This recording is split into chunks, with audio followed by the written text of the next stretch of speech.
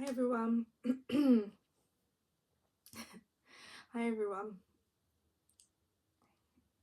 I think this is just going to be a general thing. At the beginning of every video I'll just spend a minute just doing like funny faces, letting out all my awkwardness and my that's how I feel when I'm about to start talking. It's like my body's like, no, don't do this. Right, I'm going to try and also talk a bit louder today, as I watched over yesterday's video and I realised that I was actually talking very, very quiet, and I am known to do that. I sometimes get into a mumbling, quiet voice and I don't often know that I'm doing it. So today will be about gang stalking and being a targeted individual and workplace mobbing and harassment, and also it comes kind of off the back of my testimony, and I feel like those are the two most important subjects that needed to be kind of spoken about first. We'll obviously get to other bits later on. Again, in my first video I kind of touched on so many different aspects of my life experiences, and yeah, I really just want to try and make these videos as helpful as possible, because for the longest time I think I actually thought that I was the only person that this was happening to. I literally convinced myself that I was crazy, because that was the only logical thing that made sense, is that it couldn't be people doing this to me. It had to be, it was me. There was something wrong with me. I needed medication, or I just needed help, or I just needed to learn how to obey better, do as I'm told. And I mean, this is something that I've spent kind of years looking into and researching. So yeah, it's not something that isn't known about or recorded in history. So the people that now, thank God for the internet, more people are being able to share their experiences and things that have actually happened to them. And it's really, really important that, just like when I went online and I found New Breeds videos, it could save someone's life, because when you're at that stage where you find nowhere to turn, you find no one to talk to, and there's no one that will just validate what it is that you're experiencing and what it is that you're going through, that literally just kind of was like, it was like a weight off my shoulders. It was kind of like God answered my prayer. I said, send me, show me that I'm not crazy, send me someone to show that I'm not alone.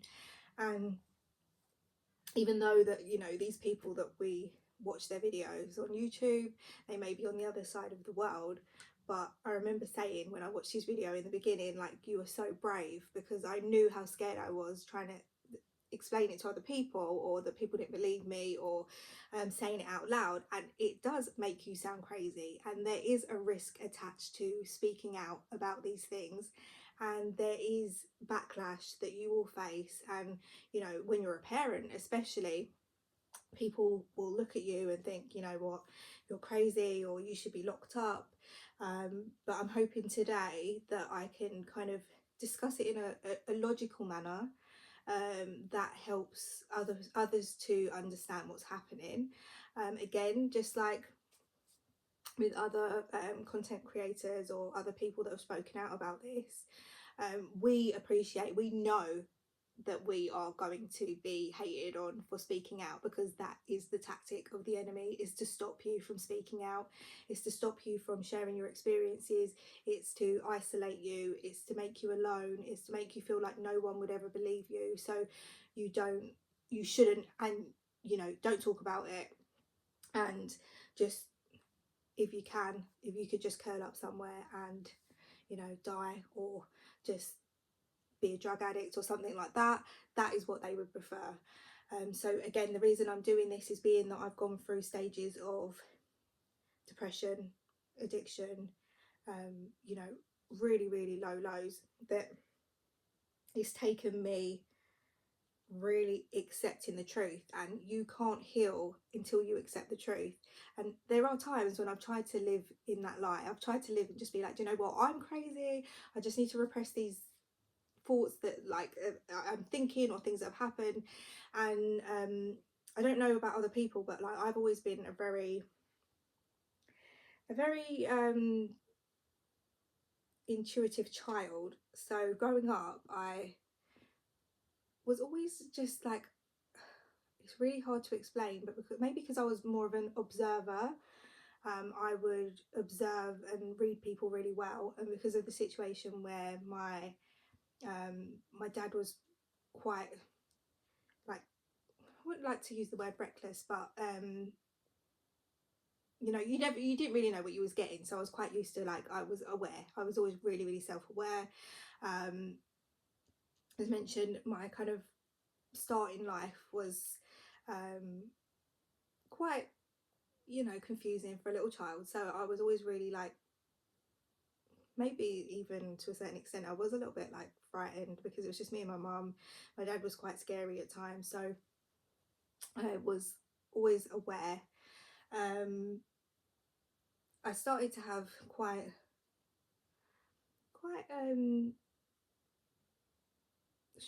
I wouldn't like to say strange, but like like some dreams when I was younger, and they felt really, really intense, and they started from quite young, where they like felt like nightmares.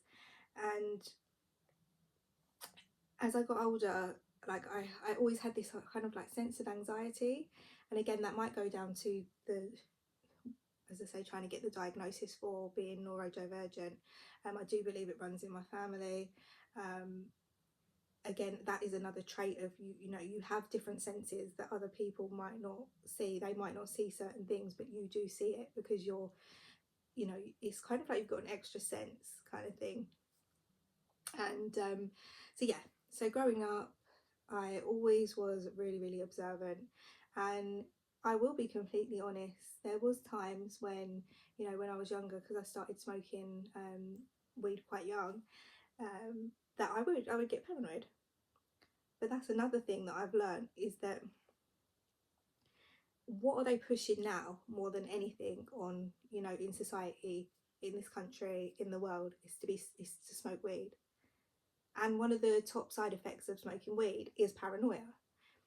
So a great thing for, say, a government who do want to control the people, or, be able to get away with doing certain things to people and not be exposed or go under the radar, the great tactic is to have them be stoned. One, you're easier to control. Two, you're easier to play mind games on. And three, you will just think that it's you being paranoid. So it's taken me kind of like years now. I'm fully like off the weed. As I say, I did have a little like regression last year. I was feeling really low, really lonely. I think it was like, that's, as I say, that's always been my crutch. So I realised that, again, it doesn't really sit well with me. It doesn't make me feel better. It doesn't make me feel energized and good. I'm not in that stage where, or that place where I was. And also, in my mind, I know that that's what they want. They want you to be stoned, confused, and an easy target. And smoking weed or doing any form of drugs, or drinking. I'm not saying that you can't like have a little drink, because sometimes I still might have a little cider or something like that, but you have to be sober. Like the Bible literally calls you to be sober, to be vigilant, because the enemy is roaming around seeking who he can devour, and you will be devoured if you keep on doing that. And as I say, I've literally watched my dad go through, being a very, very, very, very intelligent man, go through jobs. Again, I do truly believe he went through exactly the same thing that I went through, which has led to him being where he is now. And the only difference between me and him is that, he kind of embraced that this is how it is. And I think you get to this stage where like you're tortured so much, you go through so much, and it's so painful that you just want to get by, have a job, be able to provide for your family, do the things that you need to do, and it's like roadblock after roadblock after roadblock, and it hurts, and it just gets to that stage where you just put your hands up and you're just like, what do you want me to do? I just want that to be fine. And that again is the tactic, because imagine if you're a government and you've got, I don't know how many millions of people are in this country, but this happens in so many different places. We're led to believe in this country that it's like one of the like kind of freest countries that you can live in, the least repressed country. Like you'd look at something like North Korea and automatically you think, yeah, repressed, mind controlled people. We don't really necessarily think of that here, and I always grew up thinking, we're just it, that doesn't happen. So growing up, I was always, as I say, quite open-minded about things that I was learning. My first kind of shock to the system was when 9/11 happened, and I always thought to myself, this doesn't add up.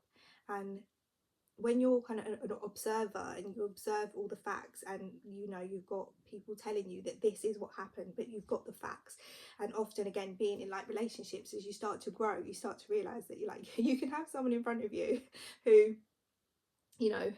will tell you what you want to hear. They'll lie, but you can have facts and they'll still look you dead in the eye and tell you that that isn't the truth.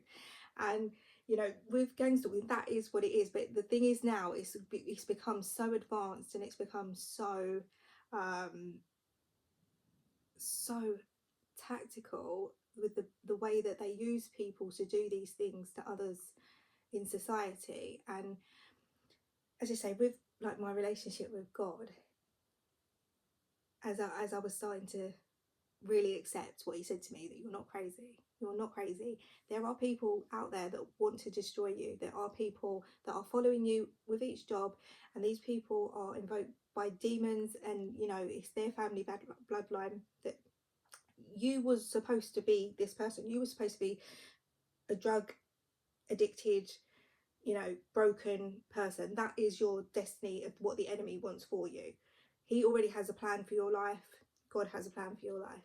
Sometimes it takes God allowing the spiritual warfare to literally bring you to your knees. And I was literally washing up earlier. I was downstairs, I was washing up, and I heard that's what I heard. Like, God allowed the spiritual warfare to bring you to your knees, because when you're on your knees and you are so broken, that's when he can start showing you, the truth. When your pride's gone, you've already been broken, your pride's gone.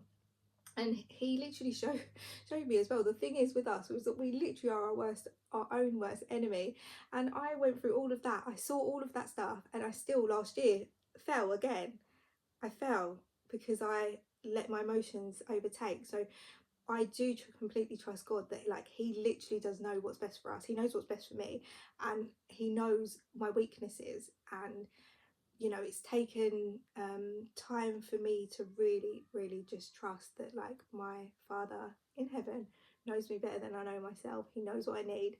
He will give everything in due course in the right time for me. And because of certain things that have affected me growing up, may mean I've sat there and thought, like, why am I not married? Why am I not like where I want to be? Why am I not in the job where I want to be? And it's because he's already kind of like seen what it will take to bring me to my knees, to bring me to that place where I literally just rely on him, and I know him, and that he will do what he says. And it's not easy to trust. It really isn't, when you've got bills, you've got life, you've got everyone telling you you're crazy. And now I know what I need to do for now, which is record this video. And I think I did say in the last video I wasn't going to lose track of what I was saying, and again I'm waffling a bit. But I said that I walked out of my gym class, and I cancelled my gym membership. So at the moment I'm kind of like in the air. I've got some weights and stuff like that downstairs, which I need to get into, but I need to find another gym. And but I needed to do that in that moment. It was kind of like You know, you just get you get them nudges where he will keep nudging you, like, you need to do this.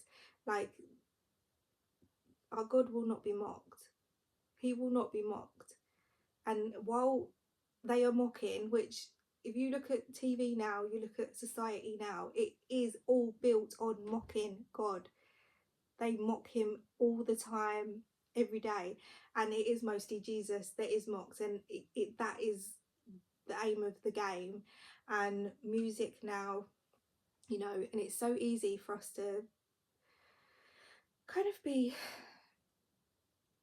I don't want to use the word diluted, because, as I say, today, so this morning I put on YouTube, and every morning, usually as we get ready for school, I put on either a bit of like spiritual warfare prayer, or most of the time I'll put on now, like, I'll put on gospel music as we get ready. And I got home, and as I was going home, it like started to play different music, and you know, you've got like your playlist. Like, I've listened to gospel pretty much like 99% of the time, unless it's like a certain bit of like reggae music, or a bit of like my favourite Bob Marley, or, you know, conscious reggae.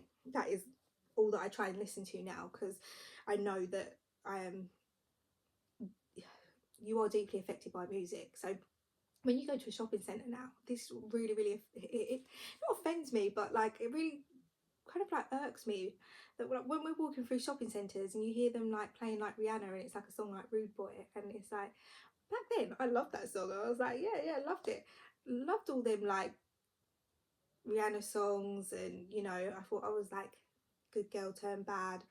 But our children are listening to this music, and we don't even consider what they are singing and the lyrics that they are singing.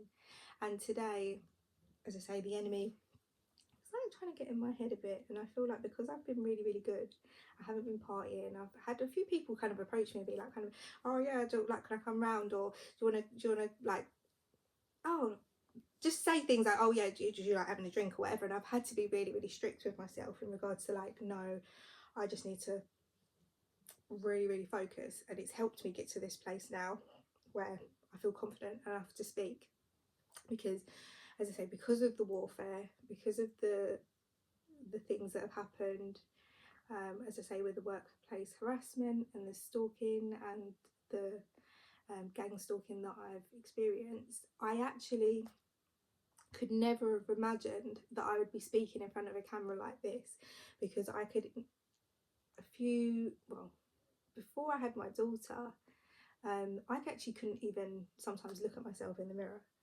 I went through years where I couldn't even look at myself. I literally thought that I was like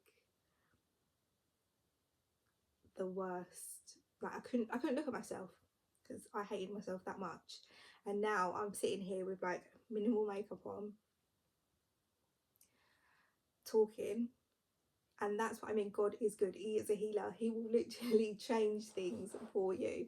And I've always been quite like a sensitive person, but like, all I can do is just be thankful, and I know that there is nothing else, or sorry, no one else, or like anything else that I can say that has done this, apart from me just believing in God and believing in Christ. And he will actually just make everything better. So yeah, it's hard to not get emotional about it when you've been through targeted campaigns to literally bring you to your knees. And so what I'm going to do is go back to, it's really difficult, but, and I say that, I was watching the other videos, I keep saying it's really, really difficult, and the truth is because it is difficult to explain this in a way that, you know, you don't sound crazy. But it goes back to, you know, there's stories in the Bible where they knew when a prophet was coming. They knew when, you know, someone who was going to change things or speak up against the system was coming, and they knew that they had to do their best to try and stop that person. So from a very young age, I did feel really like repressed, and as I say, I got into a lot of stuff early, and I got into the wrong crowd really early as well. And the worst thing is I probably was the wrong crowd for someone else. Like there was things that I probably encouraged in other people of like smoke with me or, you know, do these things. So I don't ever want to put this on a particular like person, because what I've learned over the last few years is that all of the warfare, all of the things that have been done to me, all of the ways that, you know, certain people have tried to destroy me, it is because they don't have that strength. They are weak. They are weaker vessels because they have to be controlled and they have to feel like they have control over others or how others are perceived, or, you know, they're scared of being truly who they are, that the only thing that they can do is, you know, try and break someone else. So I go, I, I meet my first boyfriend. That in itself is a really kind of like weird thing, because I got what I needed in regards to, I actually did need that stability. Like I got to kind of be close to his mum, who was very, very caring. And, you know, my mum at the time was a bit kind of like, she just lost her dad, so she was a bit kind of not really able to give me any attention, time, or, you know, things that I may have needed. But as mentioned, we kind of was left to our own accord. That's one of the things I want to speak about as well, which is really, really important, because parents now, I look back at like what we was up to and what we did, and where was the parents? Where were they? What was they like? But they literally were sat at home watching TV or living their own life, and they've just had these children, and that wasn't the focus of like, we need to protect these children, we need to make sure that they're not getting into things, because that is the way that the system is designed. Is like the Pied Piper is like got the parents distracted so he can get the children doing what he wants them to be doing, which is, you know, sinning early, getting into sin and not knowing God, or what, you know, the original idea of our lives would have been and the way God would have wanted it. So I go through that. I'm in that relationship. I started to realise that, you know, it wasn't who I was. I think you get to that stage where you're like, this is the person who I want to be. This is the life that I'm living.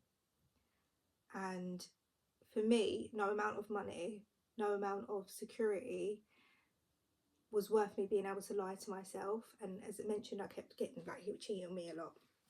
So for me, honesty is everything. So it didn't matter to me, you know, you can buy me stuff, you can do all this, but if you're not honest with me, there's no point. There's nothing. We have nothing.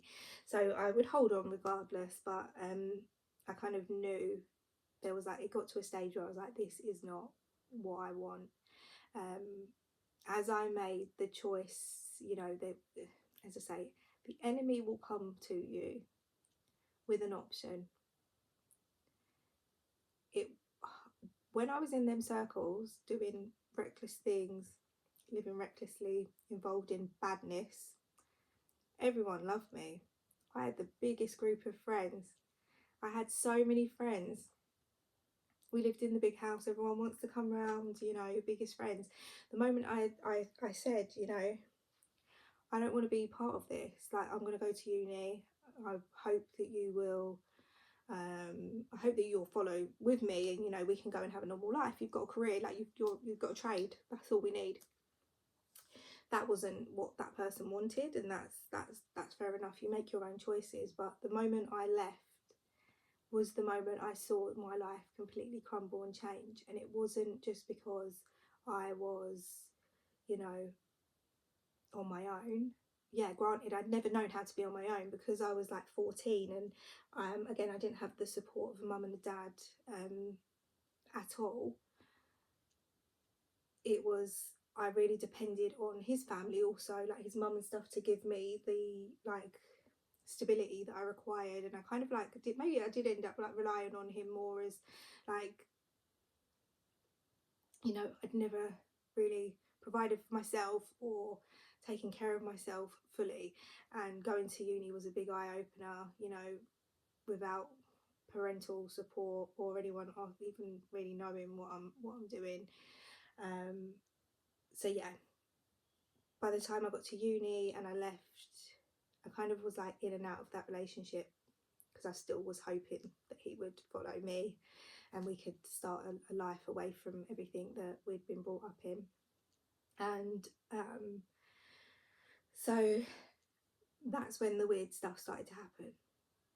So I won't fully go into right now what I saw or what happened.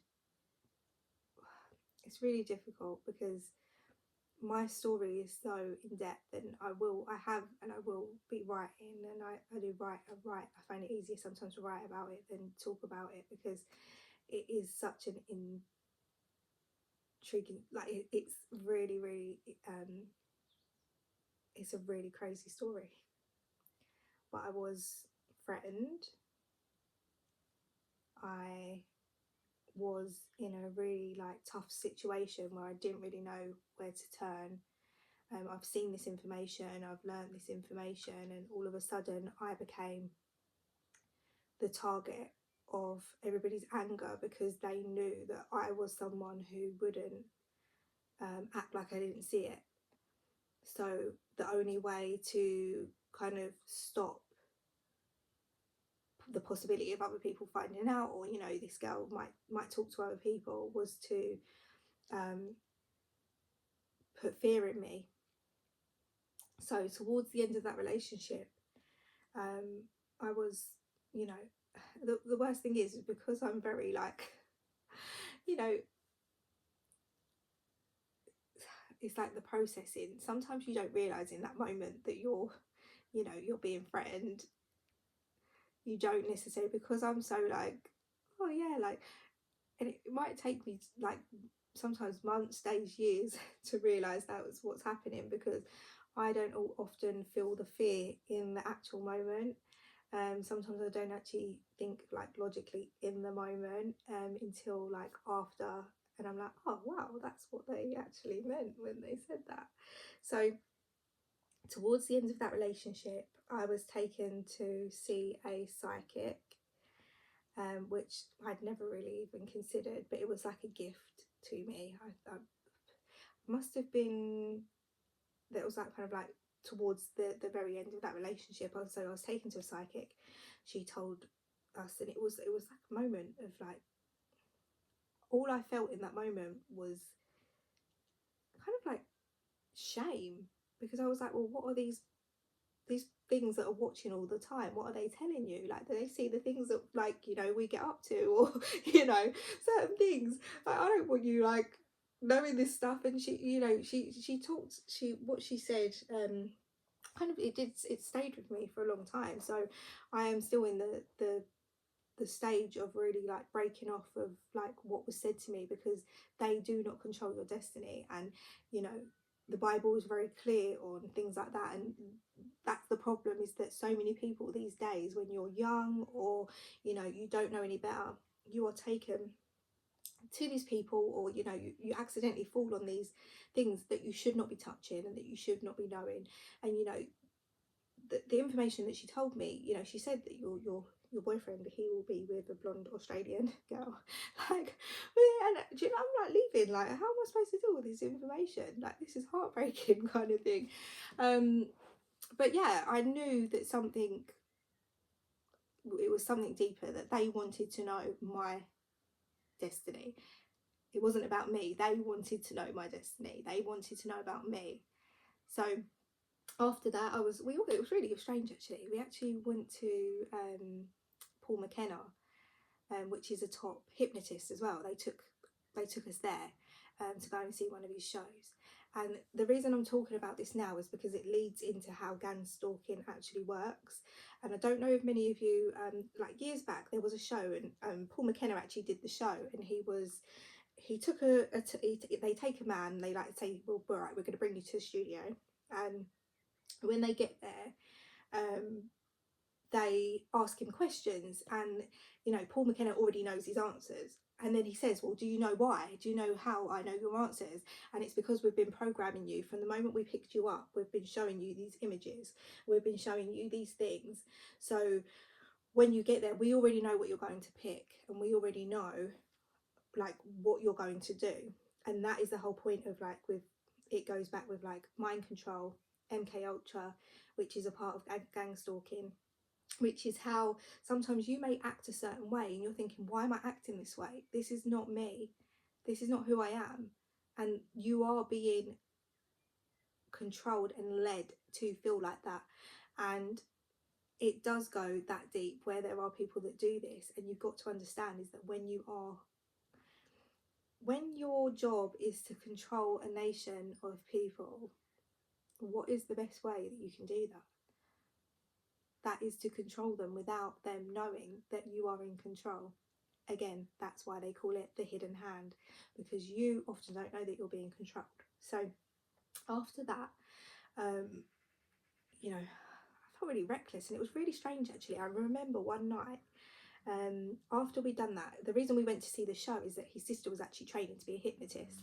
So she said, right, I'm going to hypnotise my boyfriend to, at the time, my first boyfriend, to not smoke. So that night he literally went mental. When I say he went mental, I had to leave. I had to literally like flee the house, because he was like, he just got in a rage and I had to leave. And you know, we both had like quite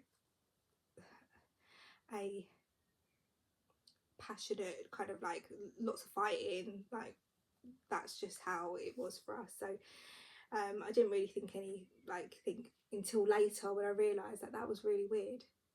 But sometimes they're testing you, because they know that, so basically you might have this child and they're at school and they go through school and the programming is not working. Majority of people, the programming works. You know, if you look at someone like me and then like my sister, she is easily programmable. She is great for the system, because she will go to work, she will do what she needs to do, and she will listen, and she will just, even if she has a little pang of like, oh, this don't feel right, she'll just still probably go along with it. Whereas like someone like me, I was deemed as unprogrammable. And people like us, like now looking back at it, I do not believe that me ending up with that family was a coincidence, or that it was just out of the blue. I was supposed to be there. They wanted me there, and with them, which, you know, it's crazy to think that there are a group of people that have that much control over you and your children, and you know, the futures are in their hands. And like, it's great now, because I still have this worry. You mean, I'm a parent, however, now my blinders have been taken off, and I really accept the truth for what it is, the truth that I always knew, that I felt, but I was again convinced that, you know, this is not the truth. Now I can steward my daughter in a way that, you know, she knows truth. And it's really, really difficult, because when you come into the truth, it's how you go through these different stages, because you're like angry, you get depressed, and then it's like, and then it's kind of like the fear of the realism of like, your child is going to also go through this, and they're going to have to make that decision, and they might decide, you know, they want to be a part of the world, and you might decide that you're going to stay with what you know. And there's a great scene actually in The Matrix. I watched it again recently, and you know, the other guy in it, do you know the one that like ends up being the traitor? He says, he goes back to the programmer, and he says, you know, put me back in, put me back in. I don't care, just make sure that I'm rich when I go back in, and that I have no memory of like reality and what it really was. And he was willing, because of like the actual coping with the truth and the realism of like, this is how painful the real world can be, is that he would rather have gone in and, you know, had no memory of the lie, had no memory of what the real world really is, because that was less painful. So a lot of people are in that kind of category of, you know, they're not bad people, they just can't handle the truth. And there was a small group of people that can really, really handle the truth. And yeah, it's not easy being one of those people, because it's a really, really, really, really lonely life. So yeah, I don't want to get off track again, but yeah, so we went to the psychic. We also went to the hypnotist. Again, I do feel that that was like deeper. Sometimes you know, you don't fully understand it. You don't fully understand it. But what I now see is, you know, when you see, all you've got to do is watch the shows. And you know, I don't watch award shows. I barely watch TV now, just because God called me away from it. I used to watch a lot of, like, my thing was like the Real Housewives. I used to love Real Housewives. I used to watch all of the episodes, and all of the different ones, and it was just escapism for me. Like, I found solace in reality TV a lot of the time, because you know, after my first relationship and all my friendships kind of fell away, that was like the only thing I felt like I had. It was just like escapism. I'd watch reality TV, I'd watch them, and you kind of live vicariously through these other people who, you know, are going through these situations, and you feel not so alone. So God recently called me to like stop watching these programs, because I started to notice there was a pattern. One, my daughter actually said to me as well, she said, "Mummy, why do you always watch these programs? These ladies just like arguing. They're literally just arguing." And I'm like, yeah, yeah, you're right. And you know, over the last few years, so when they first started, it was all very like natural parties. They're just going to parties and like parties and arguments, and just normal kind of like everyday women just being mean to each other. Whereas like as it went on, you started to notice that there was like each year, then it was like they're going to, you know, shamans, and then they're going to women's retreats where they do these like goddess things. And you know, I noticed the pattern. It was like every single season they would slip in a bit of witchcraft, or a bit of like normalizing these things, because us as women, we are so easily programmable. And you know, I even started kind of changing the way like I did my hair or whatever. I kind of like thought, oh yeah, you know, this is like the cool look. And I'm still to a way programmed. I did my hair today, like before I came on camera. I thought, yeah, I better like I do my hair, because I'm still dealing with a lot of the unprogramming of what I should look like. And you know, coming on, even if I just kind of like washed my hair and I just left it, I would still feel really insecure. So I'm still in the process of breaking out of all of the programming that I've received, that tells myself that I am not enough as I am, as I roll out of the shower in the morning. But from where I was, I've come really far. So yeah, what I'm going to do again, because I've actually been drinking my morning juice, which is pineapple, watermelon and papaya. And I need a wee again. I did this last time, but I'm nearing 40 minutes. So let me just go to the toilet and I will be back one moment.